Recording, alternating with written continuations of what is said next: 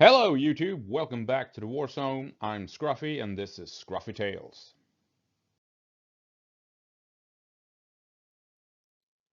And we will now explore very briefly the Swedish tactics of gå på and 300 years of successfully charging into the enemy.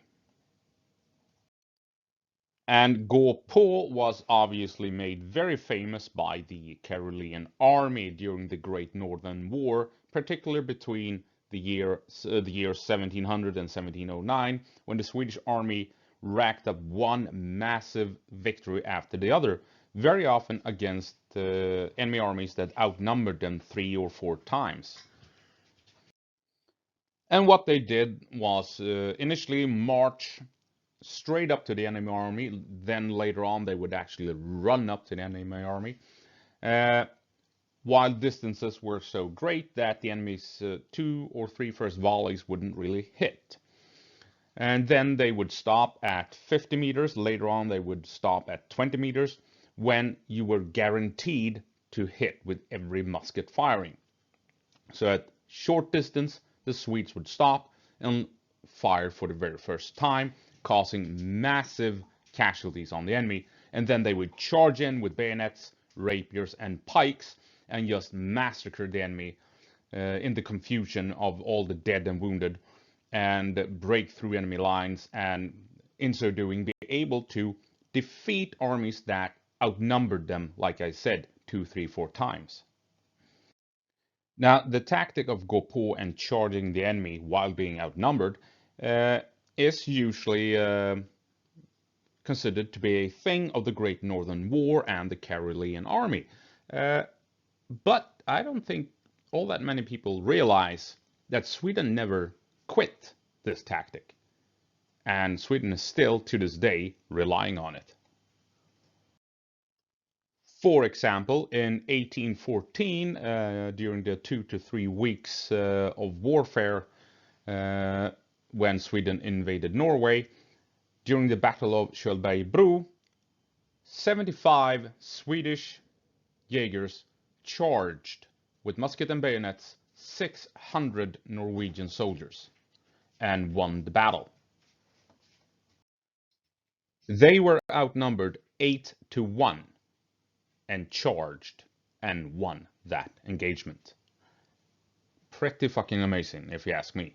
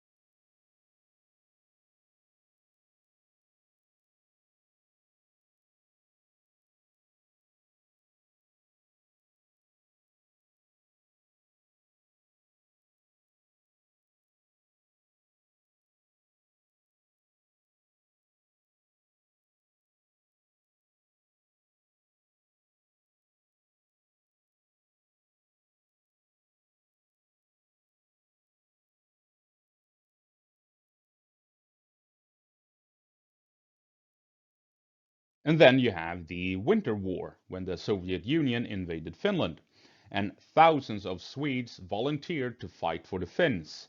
And as it happens, some 90 Swedes, Jaegers, found themselves behind enemy lines doing reconnaissance, and they were spotted, cut off, and got themselves surrounded. So you had 90 Swedes against some 600 Soviet troops.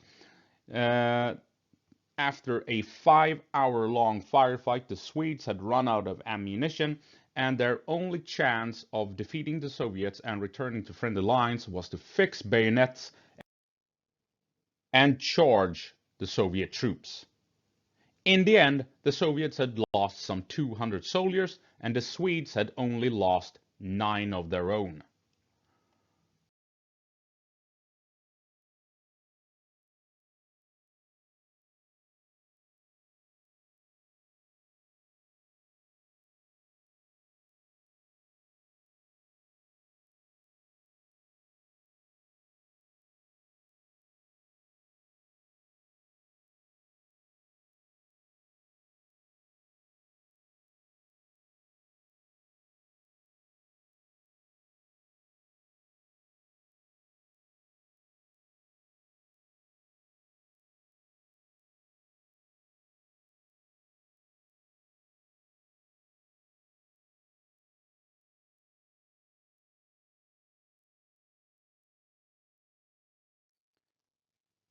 And then, of course, you have the Congo crisis, where Swedish soldiers found themselves fighting mercenaries and rebel factions for 4 or 5 years. And you have a very famous incident where Swedish troops got themselves into an ambush. They took a lot of fire, and a Major Bunde, grabbed a submachine gun from a fellow soldier, and after having been shot 2 or 3 times, mind you, and told the rest of the Swedes to follow him, and wounded, he charged into the woods where the enemy was hiding, and all the Swedish soldiers followed him, and they managed to rout the rebels that had prepared the ambush. And of course, there is now a very famous photograph of Major Bunde, so all you need to do is Google Major Bunde, where he is smoking a cigarette with his shirt off, holding the submachine gun, wearing sunglasses, bleeding from his 2 or 3 bullet wounds. What an absolute Chad. You had other occasions where Swedish troops were engaged fighting superior enemy forces, including going into the jungle with helicopters, jumping out of the helicopters with 3 or 4 guys facing down hundreds, maybe even thousands of native hostiles. There's a link down below to a mission detailing such actions. And gå på, or gå på marsch, is still being used by the Swedish military to this day.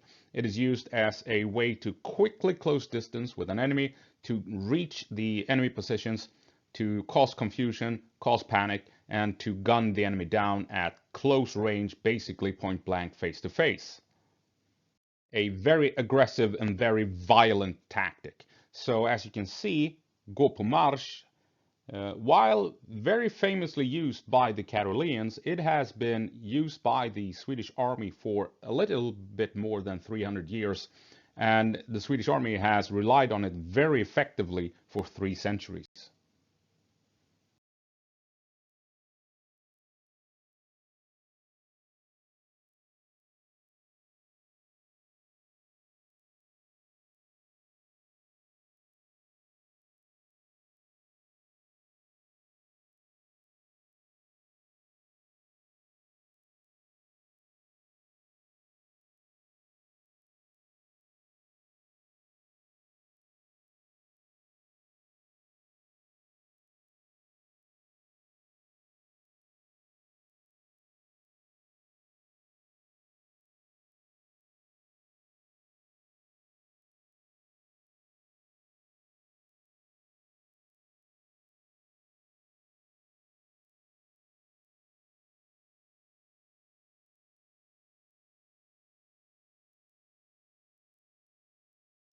And if you check the links down below, I have a couple of videos dealing with when Swedish soldiers have relied on gå på to take the fight to the enemy despite being outnumbered. We have the Kölberg Bridge, we have the Grostem Raid, that is when the Jaegers were found behind enemy lines during the Winter War, and then we have Operation Jadex 1, detailing the Congo crisis when we have a couple of Swedish soldiers partaking in a mission to rescue missionaries from being savagely killed by cannibals.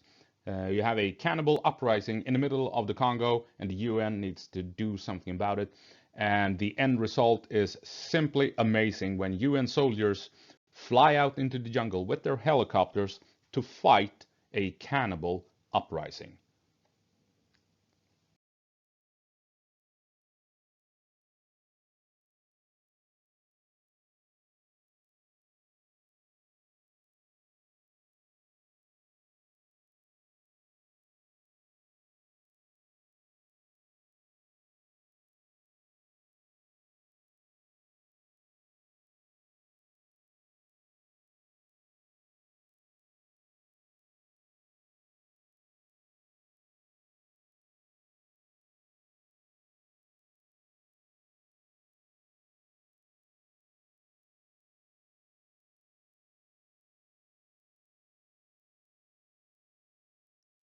That's it. That's all I have for you this time around. I hope I'll see you in the next one. Until then, gå på marsch framåt!